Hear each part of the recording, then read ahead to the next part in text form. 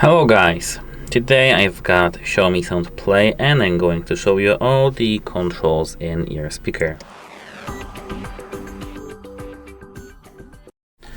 So here we've got these three buttons. With the plus button we can increase the volume level of our music. With the minus buttons we can decrease.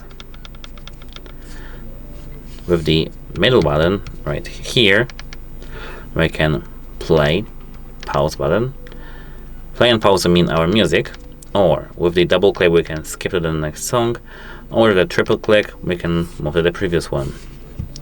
Here we've got LED light. With one click we can change the colors.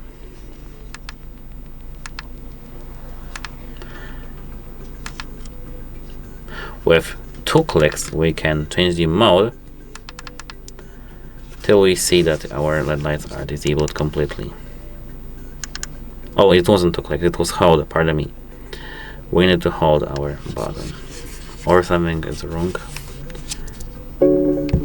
Now, it works, as you can see.